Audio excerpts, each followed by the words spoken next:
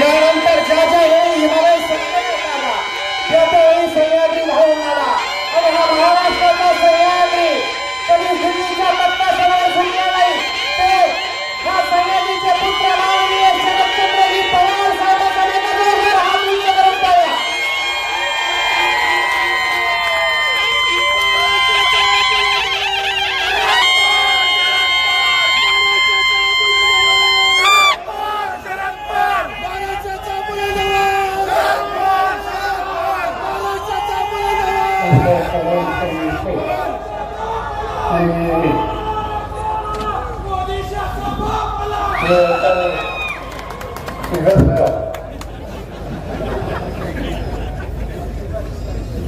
महाराष्ट्राच्या अंशांची उत्सवांची अंजली अनेक वर्ष समाजासाठी खस्ता केल्या आणि लोकांना साथ दिली. हे विजय महिषभाची आता दिवशी विचार आपण या ठिकाणी ऐकले की रघुनाथ सावजे आपल्या सगळ्यांचे रोजगार नाही महिषभाची व्यासपीठावरचे सगळे मान्यवर आणि फार मोठ्या संख्येने अनेक तास त्या ठिकाणी बसलेली आपण सगळी बंद होती. प्रत्येक अनेक जाग असते कधी कार्यक्रमाच्यासाठी असेल, रामराजेंच्या वेळेवर असेल, त्याशिवाय राजकीय कामाच्यासाठी सुद्धा आलं असेल, निवडणुकीच्यासाठी आलं असेल. त्या पैशाचा अनेक वर्षाचा अनुभव माझ्यासारख्याला आहे. तर आज पहिल्यांदा रघुनाथराजेंचं भाषण ऐकायच्या नंतर मला धक्का बसला की हे सैनिकांचं ऐतिहासिक पैठण आणि स्वातंत्र्याच्या नंतर त्या स्वातंत्र्याचा अर्थ लोकांच्या जीवनामध्ये समजावा यासाठी जे प्रयत्नाचे फरक असतात, श्वास कार्यक्रम केले त्या मानवीय नाही सुरुवात पैठण त्याचा एक आदर आणि आस्था आम्हा लोकांच्या मनामध्ये होती. इथून 6-8 किलोमीटर सोडलं तर फलटणची हद्द संपली आणि फलटणची हद्द संपल्यानंतर बारामतीची हद्द होती. त्या बारामतीमध्ये गेली 56 वर्ष मी महाराष्ट्राच्या विधानसभेमध्ये कधी परिषदेमध्ये, कधी लोकसभेमध्ये, कधी राज्यसभेमध्ये तिथल्या लोकांचं प्रतिनिधित्व करण्याची संधी मला जनतेने दिली. आणि शेजारी जे काही चालू आहे ते लोकांच्या प्रश्नाची सोडवणूक करण्याच्यासाठी रामराजे असो नंतर संजीवराजे असो यांचा अखंड प्रयत्न आहे. ही स्थिती मला सांगत होती. तर आज रघुनाथ सावजेंचं भाषण ऐकायच्या नंतर फलटण आणि फळीसर आणि या शहरामध्ये आणि परिसराचे अनेक लोक मोठ्या संकटाचा सामना करतात हे या ठिकाणी सत्य झाले. सत्ता इथे ती लोकांच्यासाठी वापरायची असते. सत्ता इथे जमिनीला पाय ठेवून त्या सत्तेकडं बघायचं असतं, त्याची उघडता ही करायची असते. आणि सत्ता एकदा डोक्यात शिरली किंवा ते फाय सुद्धा जागेवर राहत नाही. आणि डोक्यात शिरलेली सत्ता चुकीचा रस्ता एकदा दाखवल्याच्या नंतर सत्य उसळणारा जो घटक आहे, सामान्य नागरिक आहे, तो सहन करतो. पण त्याच्या सहन करण्याला मर्यादा आणि ज्या दिवशी त्या मर्यादेचं उल्लंघन होतं त्यावेळेला ज्यांच्या डोक्यात सत्ता शिरली आहे त्यांना त्याची जागा दाखवायचं काम लोकशाहीमध्ये हा सामान्य माणूस करतो. आणि त्यामुळे जे काही दुसरं या ठिकाणी मांडलं गेलं त्याची नोंद आपण घेऊया आणि योग्य दृष्टीनं लोकांची सुटका कशी येईल यासाठी आपण काळजी घेऊया. अनेक दृष्टीने हा परिसर महाराष्ट्राचा एक महत्वाचा परिसर. या भागामध्ये कारखान्याची आली, साखर कारखान्याची उलटी, पाण्याच्या क्षेत्रामध्ये अनेक कामं केली आणि जे काही योगदान दिलं गेलं ते जेव्हा फक्त सीमित असतं. मी स्वतः शाळेत आणि कॉलेजमध्ये शिकत असताना माझे वडील हे सरकारी संस्थेच्या संचालक मंडळात असत. हा जो मालेगावचा कारखाना आहे तो झाला नव्हता. छत्रपती संस्थेचा कारखाना आहे तोही त्या काळात झाले नव्हता. पण ही सवय कारखानदारी उभी करण्याच्यासाठी राजावरची मागाशी जी काही शेतकरी समाजाची नेतृत्व करणारी मंडळी होती त्याच्यात माझे वडील होते, दादासाहेब शेलवकर होते, साहेबराव दासक होते, माणिकराव दासक होते, निंबाळकर होते, जगताप होते आणि त्यांची नावं घेतली. ही नावं यासाठी मी सांगतोय की त्या काळच्या पिढीच्या लोकांच्या एक नेहमी चर्चा असायची की जेव्हा ऊसाची शेती करून चालणार नाही कारखानदारी करायची आणि कारखानदारी उभी करायची असेल तर बाबासाहेबांचा आशीर्वाद पाहिजे. आणि त्यासाठी आमचे सगळे ज्येष्ठ वजीरांनी हलचल येत असत, बाबासाहेबांना भेटत असत, त्यांचा सल्ला घेत असत, त्यांची मदत घेत असत आणि त्यांच्या मार्गदर्शनानं आशीर्वादानं ती कारखानदारी पलीकडच्या बाजूला होईल जाईल. आणि हे इतरांच्यासाठी काम करणं हे हलचल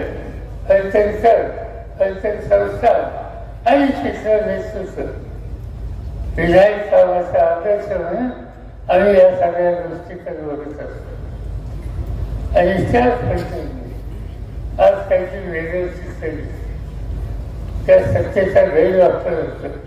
हे सत्य या ठिकाणी रघुनाथ राजेंचं भाषण ऐकायला नसतं हे झालं. मी तुम्हाला एवढं सांगतो, सत्ता असं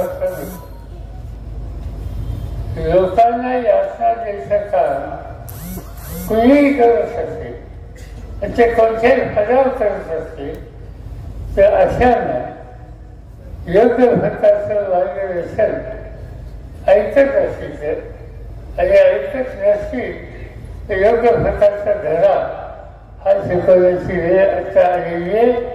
रघुनाथाने मी तुम्हाला एवढंच सांगतो की तुम्ही फक्त एकटे नाही आहात. या कामात आम्ही माझा उंचीकर तुमच्या पाठीशी अखंड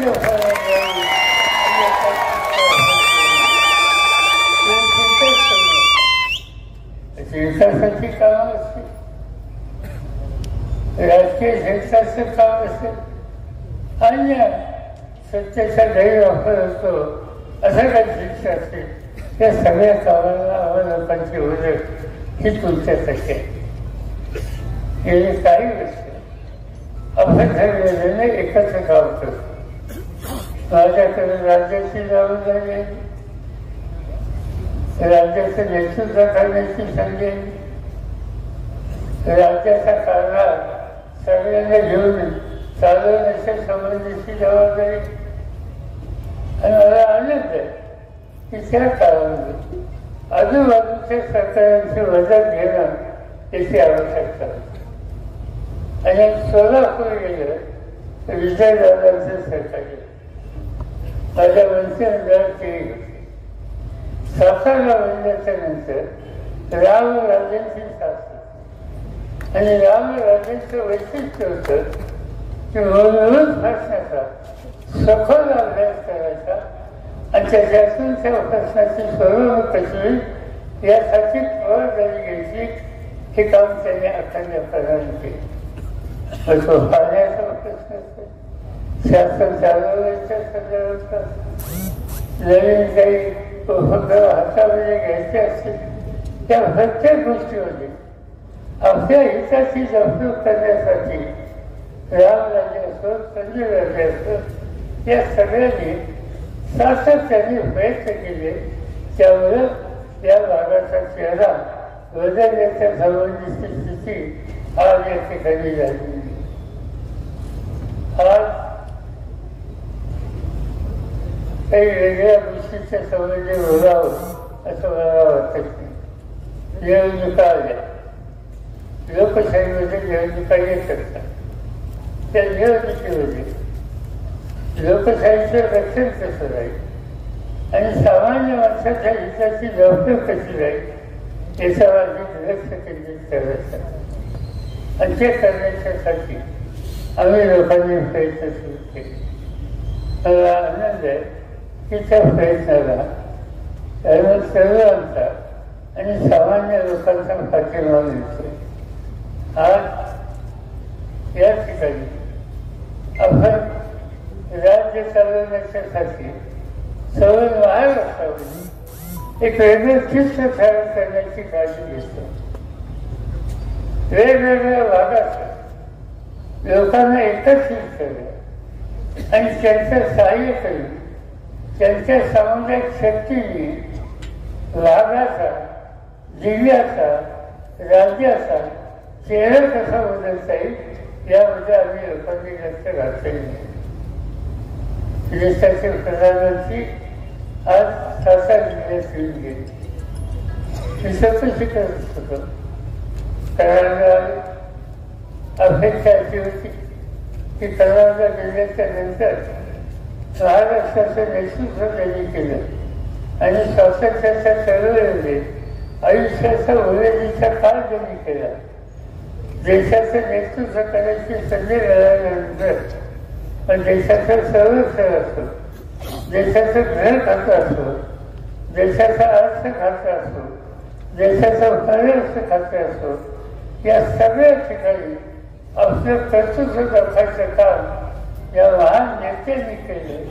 अपेक्षा होती की देशाचे प्रधानमंत्री कराडला गेल्याच्या नंतर एक तर समाजाचं दर्शन घेतील किंवा कमीत कमी प्रचंड देशासाठी ज्यांनी योगदान दिलं त्याचा आदरयुक्त उल्लेख करतील.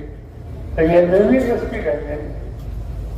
राज्य हे लोकांच्यासाठी चालवायचं आणि ते कशा पद्धतीने चालवायचे याचा विचार नेतृत्वाने करायचा असतो आणि तो या ठिकाणी केला गेला नाही. यशवंतरावजींचं नाव घेतलं नाही कारण यशवंतरावजींची अप्रतिष्ठा होत नाही.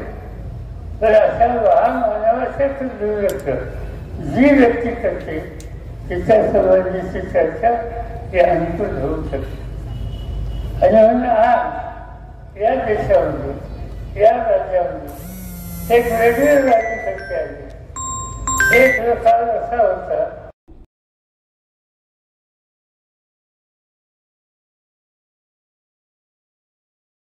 करताय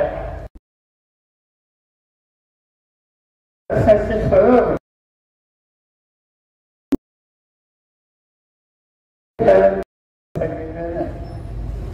आणि त्यामुळे साहजिकच आपल्याला निकाल घ्यावा लागतो. तो काय निकाल असतो लोकशाहीमध्ये लोकशाही पद्धती टिकेल तिथे सर्वच होईल याचा फायद्याचं लक्ष घालावं. आज या देशामध्ये संसदीय लोकशाही पद्धती ही टिकेल का नाही याची शक्यता आहे. आणि त्याचं काही कारण आहे. निवडणुका ह्या होणं गरजेचं असतं. मी प्रश्न विचारतो, त्या ज्यांच्या हातात सत्ता आहे त्यांनी तुमच्याकडे पंचायतीच्या निवडणुका झाल्या, पंचायत समितीच्या झाल्या, जिल्हा परिषदेच्या झाल्या, तर कशाकडे झालं? लोकशाही म्हणजे का? लोकशाही म्हणजे लोकांना कालावधी संस्थेच्या संस्थेनंतर त्यांना त्याचा निर्णय घ्यायचा अधिकार नाही. 2-2 वर्ष निवडणुकाच होत नाही. लोकांचा निर्णय घ्यायचा अधिकार हाच त्यांना गाजवता येत नाही. याचा अर्थ स्पष्ट आहे की हळूहळू आपण वेगळ्या रस्त्यावर झालो. आज जिल्हा तालुका पातळीच्या निवडणुका थांबल्या. आणखी काही दिवसांनी देशाच्या निवडणुका थांबल्या आणि त्याचा परिणाम सगळं देशाच्या संविधानावर. संविधान दिलं कोणी? डॉक्टर बाबासाहेब आंबेडकरांनी घटना दिली. त्या घटनेच्या मार्फत संविधान दिलं आणि त्या संविधानाच्या मार्फत सगळ्या देशाच्या लोकांचे मूलभूत अधिकार आज त्या ठिकाणी जतन केले. आज चिंता ही आहे की घटना बाबासाहेबांनी दिली आणि ज्याच्या हातात देशाची सरकार ते भाजपा त्यांचे सरकारी त्यांच्या मनात दुसरा विचार. त्याची काही कारण आहे, त्याची उदाहरण आहे. मी सांगू शकतो. कर्नाटकामध्ये हेगडे नावाचे एक खासदार मंत्री होते भाजपचे. त्यांनी जाहीर स्टेटमेंट केले की या देशामध्ये सगळे अधिकार हे मोदी साहेबांच्या हातात येणं गरजेचं आहे. तर मोदी साहेबांना या देशाची घटनाबदलाची शक्ती देणं आणि त्यासाठी जो सगळा अधिकार द्या. हे सांगते पण भाजपचे खासदार. शक्ती कशासाठी? ते घटनाबदल. घटना कोणी दिली? आंबेडकरांनी दिली. आणि ती घटनाबदलाचा अभ्यासासाठी त्यांचे दुसरे अक्षर उत्तर प्रदेश त्याचं नाव राजू. त्यांनी जाहीर स्टेटमेंट केले की सत्ता ही पूर्णपणानं मोदींच्या हातामध्ये आणि ती दिल्याच्या नंतर ते देशाची घटना बदलू शकतील. त्याची आवश्यकता. ज्योतिर्विद्या रावासाहेब वडील आणि त्यांनी स्टेटमेंट हेच केले की मोदी साहेबांना सत्यवान करण्याची गरज आहे आणि ते केल्याच्या नंतर ते घटना सुद्धा बदलू शकतील. तो अधिकार मोदी साहेबांना द्यायचा. याचा अर्थ काय? याचा अर्थ ही लोकशाहीने दिलेली घटना बदलाच्या संबंधीचा दुष्ट विचार आज या भाजपच्या नेतृत्वाच्या वरात आहे आणि त्या दृष्टीने त्याची भाव्य आज काढलेली दिसतात.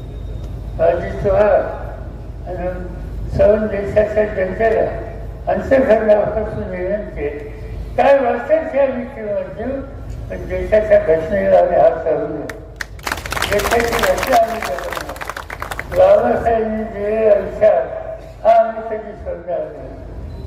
आणि एकाबद्दल आम्ही शिक्ष वाचवत फलटण स्वातंत्र्याच्या नंतर फलटण स्टेट राज्य हे सवय निंबाळकर पुतळ्यांच्या हातामध्ये होते. औरंगजेबाच्या हातामध्ये होते. स्वातंत्र्य मिळाले. त्यांनी काय पावलं टाकलं? त्यांनी सामान्य लोकांचा अधिकार महत्वाचा आहे हा दृष्टिकोन मान्य केला आणि आपल्या संस्थेचे साधन संपत्ती संस्थांचा अधिकार हा सगळा सरकारला देऊन टाकला. स्वतःचा विचार कधी केला आणि हा इतिहास त्या फलटणचा इतिहास आणि म्हणून हा इतिहास निर्देश वर्षून आज लोकशाहीवर संविधानावर गदा आणण्याचं काम जे प्रमुख पाहतात त्यांच्या सगळ्याला वेळप्रसंगी जागृत होऊन त्यांची जागा दाखवण्याचं काम हे तुम्हाला करावं लागेल. त्यासाठी ही निवडणूक अत्यंत महत्त्वाची आणि त्यासाठी आपण या ठिकाणी मुद्दाम या तरुण व्यवस्थांना धैर्यशीलला निवडणुकीच्या रूपानं उभं केलेले. माझी खात्री तुम्ही अवघ्या वर्षांनी त्यांना विजय करा. त्याचा एक विजय इतरांना प्रेरणा देईल आणि इतरांना सुद्धा प्रेरणा मिळाली नसेल. या सगळ्याची सामूहिक शक्ती ही संसदेवर गेली तर या देशाच्या घटनेला कुणी हा सहन शकणार नाही. तेवढी ताकद या सगळ्याच्या त्याला प्रोत्साहित करा. लोक असं म्हणतात की तरुण आहे, अनुभव आहे, पुढे काय मी एवढं सांगू शकतो त्यांना किंवा मी साधण्यामध्ये आहे. अजूनही माझा काळ धैर्यशील रोहितेच्या मतदारसंघाचा कुठलाही प्रश्न असतो त्या प्रश्नाची सोडवणूक करण्यासाठी त्यांना काय अडचण येत असेल आणि त्यांना आधार होत असेल तर मी त्या देवीमध्ये त्या पारदर्शमध्ये त्यांच्या पाठीशी त्यांच्या कुटुंबाचा घटक होऊन कायम राहील आणि त्यांच्या वाटत जे काही त्यांची सेवा करण्याची त्यांचे प्रयत्न आहेत त्या प्रयत्नाला आधार देईल एवढा विश्वास हा त्या ठिकाणी देतो आणि माझं भाषण करतो.